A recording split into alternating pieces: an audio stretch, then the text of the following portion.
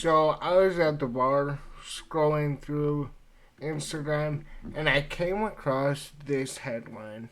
And recently I've done a lot of videos not about MMA and more on the political side than that. One, on capitalizing on views. You gotta acknowledge I'm a YouTuber, right? Um, the big election is coming up, and obviously that's gonna get views.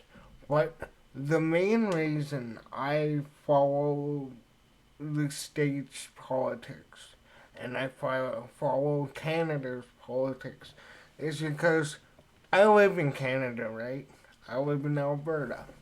I Canada is a wonderful country, great people, so many industries to go into. It's a beautiful place, every province. I live in Alberta, which is Alberta is kind of like the Texas of Canada, as most people say. We have a massive oil industry. We have tons of massive industries, and we tend to be more right leaning than left. But again, I'll get into all of that after we read this article, and again, why I've been paying attention so much to American politics over the years, and why this headline right here is so important. But Jeff Bezos um, killed Washington Post endorsement of Kamala Harris. Obviously, Jeff Bezos owns the Washington Post, owns Amazon, second richest person in the world, apart from, the Saudis and that. But you look at the bullet points at the top here. The Washington Post said it will not endorse a candidate in the president election for the first time in decades, right? Because Amazon and Jeff Bezos are undoubtedly one of the biggest countries in the world. Like, everybody everybody goes and buys everything off of Amazon now. You watch Amazon Prime, so many good shows. The Boys, Supernatural. My mom has been picking at me to start watching that show. I started it, and I watch a lot of gun YouTubers like Brandon Herrera. All the guys on unsubscribe, and I know they talk about the guns from Supernatural, but yeah, I've been getting into that show. Wicked show. I have ADHD, right? I watch so many shows. Anyways, that's not important. The decision not to publish was made by the Post owner, Amazon founder Jeff Bezos. The article said. In a 2019 lawsuit, Amazon claimed it lost $10 billion $10 billion Pentagon cloud computing contract to Microsoft because Trump used improper pressure to harm his perceived political enemy. Right? So, before we even read the article, Jeff Bezos and Donald Trump have been at odds for a while. Obviously, Jeff Bezos has endorsed many Democrat candidates and that they've gone fully and endorsed this woke bullshit world. Which again, I will get into Canada once we're through this thing and once I talk about uh, the effect this might have. Um, when we get into the article here, the Washington Post said Friday that it will not endorse a candidate in the presidential election this year or ever again, breaking decades of tradition and sparking immediate criticism of the decision. But the newspaper also published an article by two staff reporters revealing the editorial paid staffers had drafted an endorsement of Democratic nominee Kamala Harris over GOP nominee Donald Trump. Right, and before we continue, right there, the fact that Amazon, whatever, we're planning on endorsing Kamala and Walsh, right? But I mean, you look at first of all, before Joe Biden stepped down, Joe Biden and Kamala's entire run over the past 3 years, or 4 years. I'm sorry. Um, because this was Donald Trump's big point in the debate that he made at the end that he really should have made right at the beginning of the debate. And again, Donald Trump is a character. We love him, right? I'm an MMA YouTuber, right? I've been an MMA fan my whole life. Donald Trump is a big reason why the UFC is what it is today. You know, Donald Trump was the one that gave Dana White and the UFC venues when when the sport was completely outlawed in that. So that's why a lot of UFC fans, when you see Donald Trump go to these events, they freak out a lot. Like he gets a massive uh, pop from the crowd because of that, and he ran his own organization Affliction with Mark Cuban, who is off to the side. But yeah, Trump, while president, we read that. Um, yeah, the Post since 1976 had regularly endorsed candidates for president, except for the 1988 race. All those endorsements had been Democrats. I wonder why. In a statement to CNBC, when asked about Bezos' purported role in killing the endorsement, Post Chief Communication Officer Kathy Baird said this was a Washington Post decision to not endorse, and I would refer you to the publisher's statement in full. The Post on Friday evening published a third article signed by opinion columnists for the newspaper who said the Washington Post decision not to make an endorsement in the presidential campaign is a terrible mistake. Are you fucking kidding me? See, this sentence right here. Like, this, could you imagine somebody making this sentence 10 years ago? Why is it popping all that shit up? I guess that's a horrible idea. The Washington Post decision not to make an endorsement in the presidential campaign is a terrible mistake. How?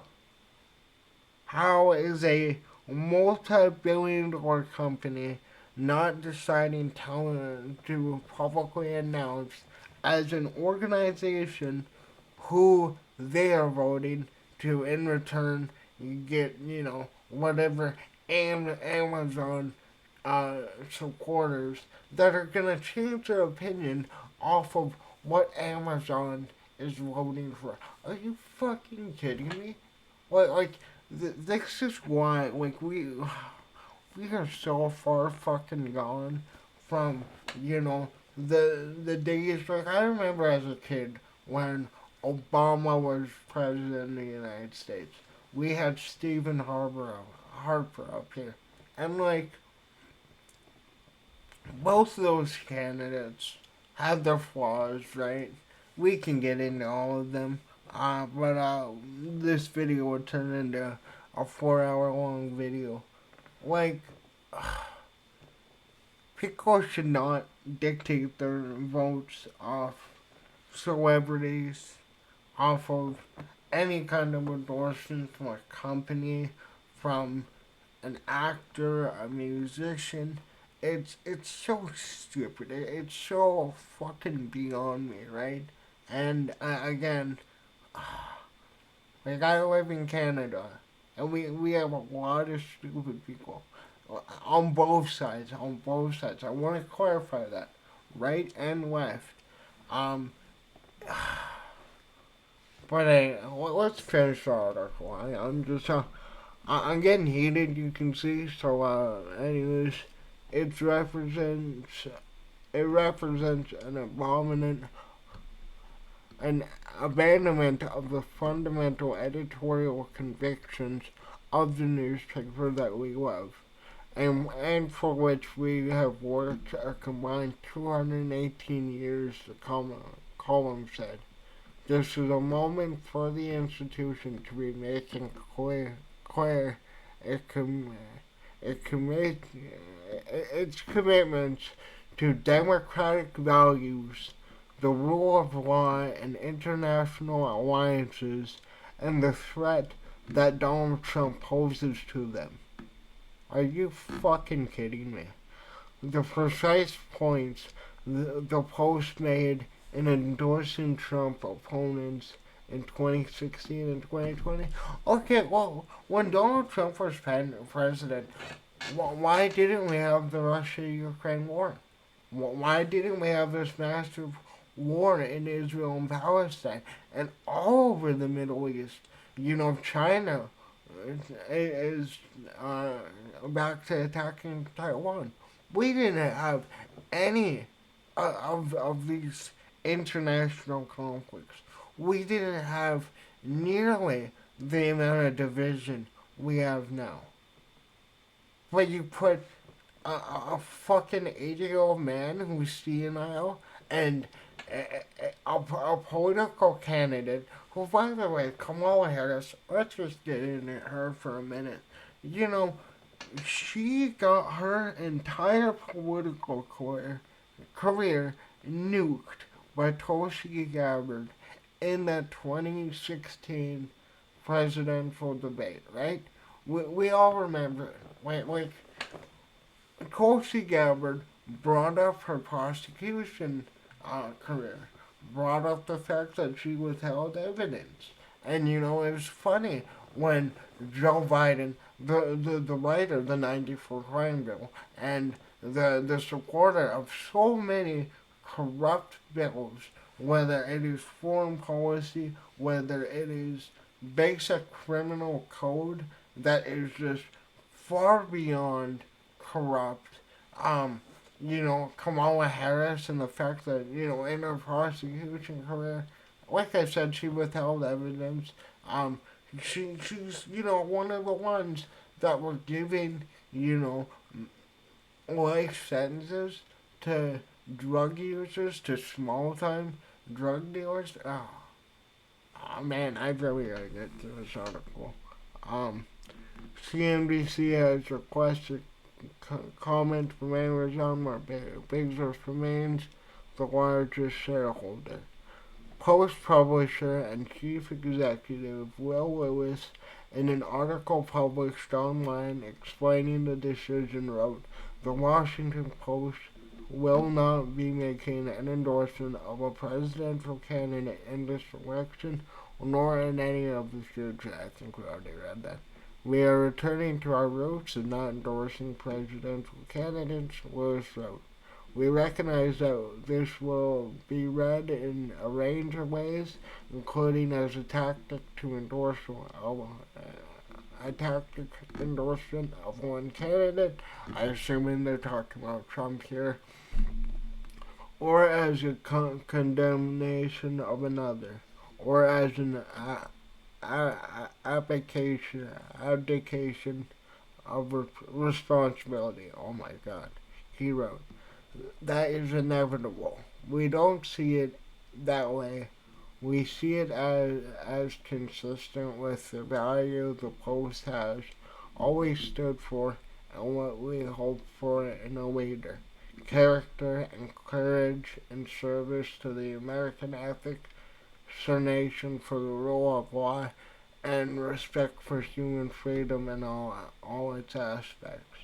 Yeah, bullshit. You're a multi-billion-dollar company that has taken advantage of slave labor, of cheap labor in first world countries.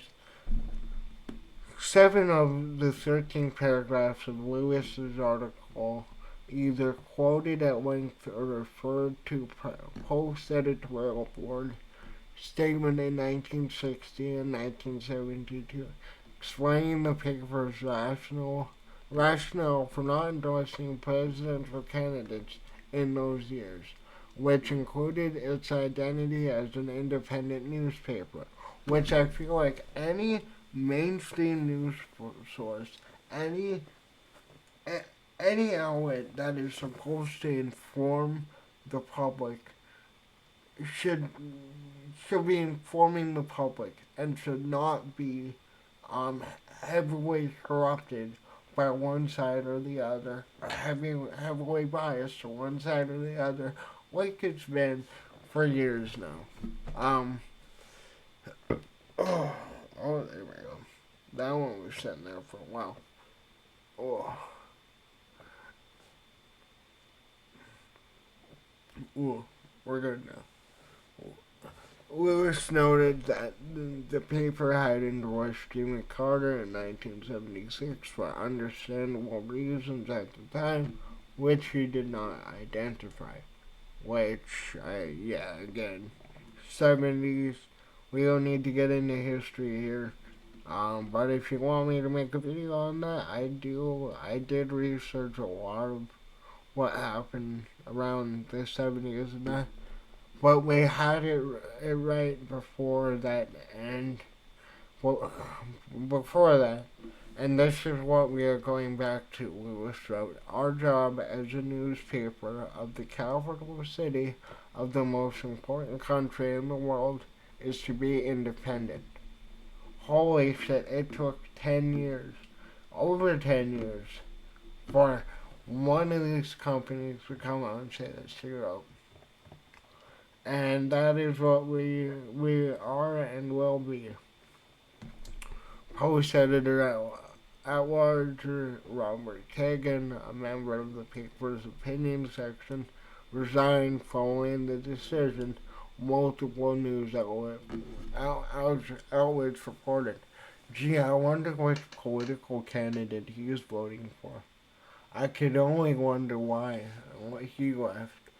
More than 10,000 reader comments were posted on Lewis's article, many of them blasting the Post for its decision and saying they were canceling their subscription. Like, this is so fucking weird to me.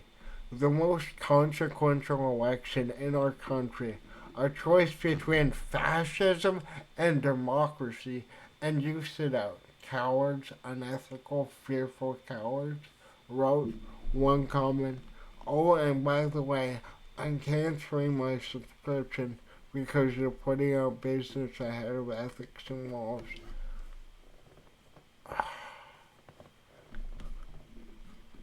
The announcement came days after Marilla Garza, the head of the Los Angeles Times editorial board, resigned in protest after the paper's owner, Patrick Sheehan, decided against running a presidential endorsement.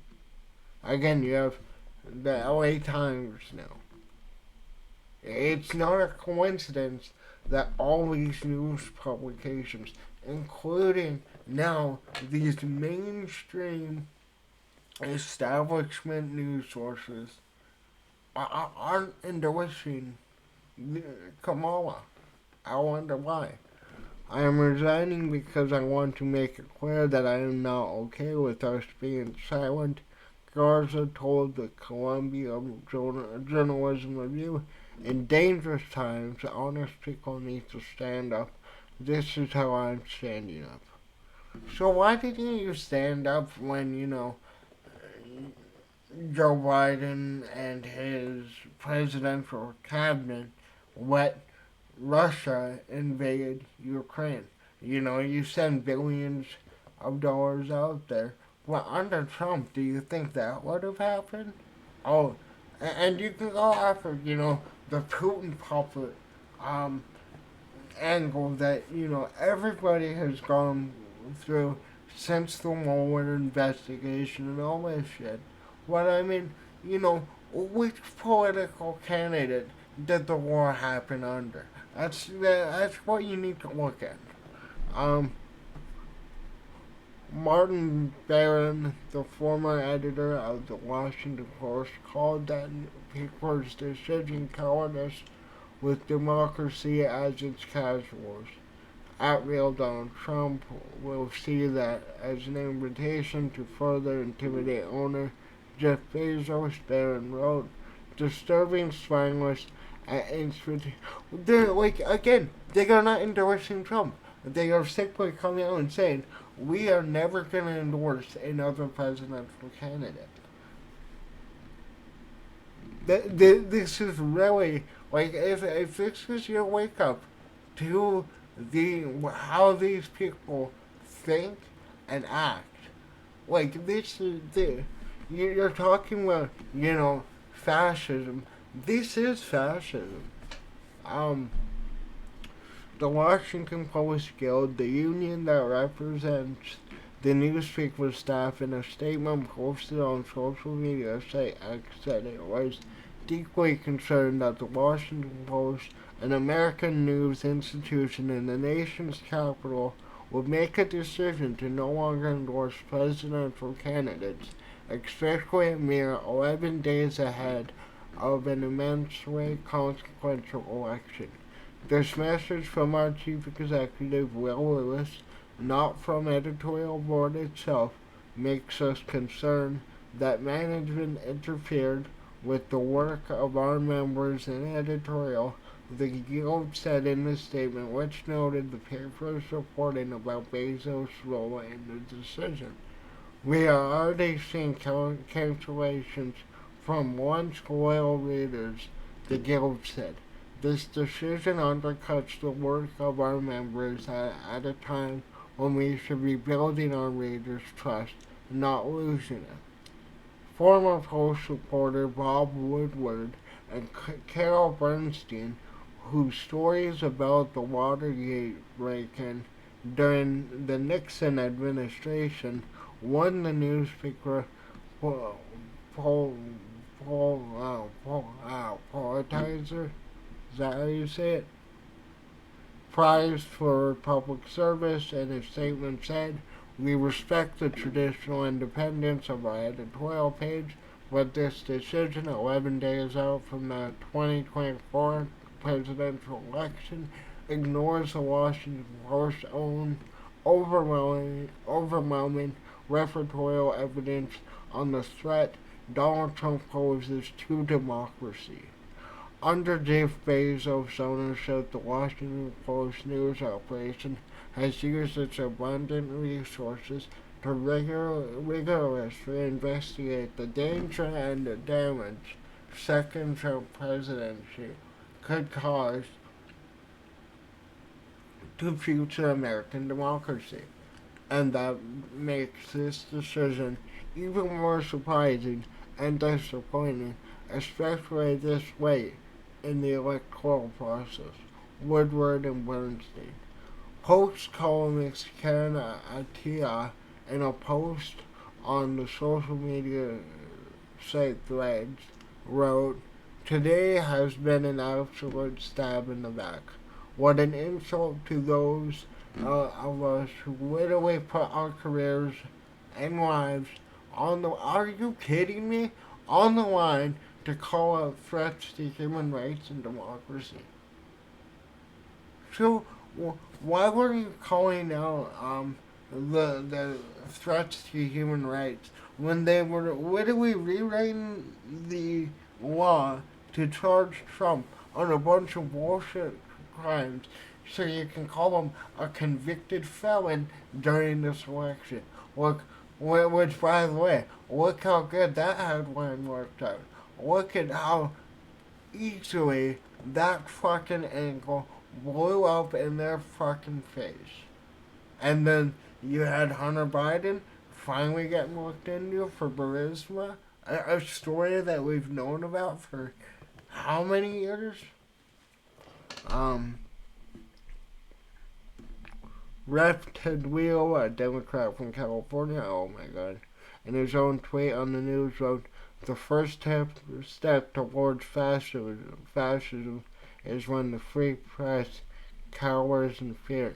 You mean like when they cowered in fear and they, you know, didn't release any of the Hunter Biden laptop, like I was saying? Trump in August told Fox Business News that Bezos called him after the Republican escaped an assassination attempt in July at a campaign rally in western Pennsylvania. He was very nice, even though he owns the Washington Post, Trump said of Bezos, which is kind of funny.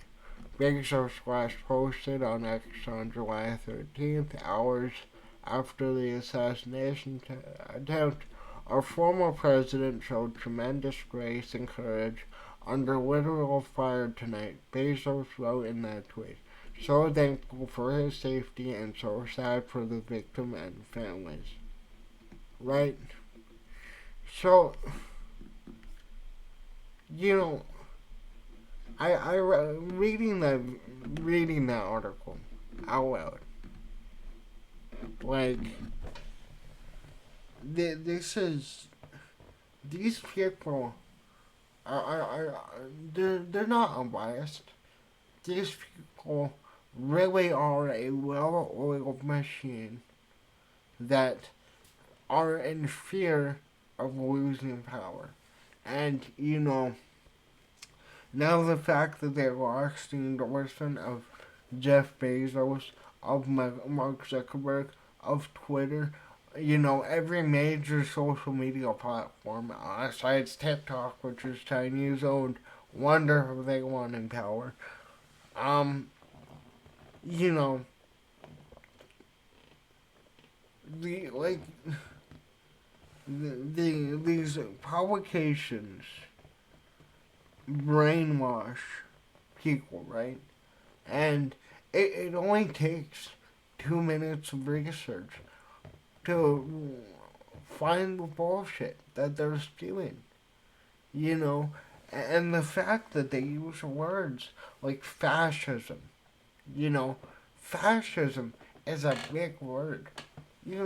America has never really been under fascism, you know, apart from that tiny amount of time where they locked down the entire world, uh, shut down the economy, and called you a Nazi and a fascist when you didn't take a medical procedure, if you didn't want to, if you had genuine health reasons. But, yeah. But now that they lost the endorsements of all these big people, of all these big companies,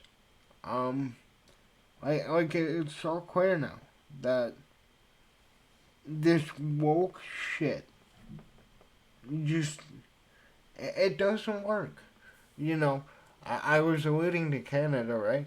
We've had the Liberals in for 10 years. Yeah. Trudeau got in at 2014. He's won 3 elections. He won 1 majority, which when you win a majority, you get 4 years, obviously. Majority, because we have multiple parties, I should say, when you win a majority, you basically can do whatever you want. And Canada has gone so fucking left. It's beyond me, right? And I'm a Gen Z, right? I am the audience these parties cater to, and it's I have a brain, right? You know, I can critical think. I'm not saying that Donald Trump is the answer in America. I'm not saying Pierre Poilievre is the answer in Canada. I'm not saying the conservatives in Germany that just got in and are called fascists and everything. After they went fully fucking woke left too, and look at all that shit running. Um, like it is, it's really bad, and we can get into how independent news sources like YouTubers, like small news outposts and that are taking over these establishment and these big multi-billion-dollar companies because they are fucking sucked into this machine. They're fully catering to these brainwashed, woke fucking lefties. And, like, and two, the thing is that they always fearmonger about Trump catering towards the far right. The far right, right? Like, where are the cities being taken over by far right? Where are these riots by far right? Where are the Proud Boys burning random businesses and all this stuff? You know, where are the Proud Boys taking radical stances on a war they know nothing about? Like I guess the end of this video is really just gonna be me ranting, but you know, again too, the main reason I want the Democrats out in America and I want the liberals out in Canada, and I don't trust conservatives at all either. But like, just look at how fucked up this world is. Look at how divided this world is. You have people cheering at a political candidate nearly dying, right? Can you imagine if Kamala Harris had an assassination attempt? You wouldn't hear the end of it. Like, imagine if a Trump supporter said that, oh, I wish I would have got Kamala. They would be blacklisted. They would be pinged on every government agency blacklist. They would probably get arrested. They would get charged just for commenting that. But, yeah, I don't know. I feel like I've ranted on here a lot. If you watch this whole video, thank you. Let me know in the comments. What do you think about this? What do you think about all these people either backing down from their endorsements of Kamala or straight up saying they're not endorsing anybody? Let me know in the comments what do you think. And yeah, thanks for watching. Later.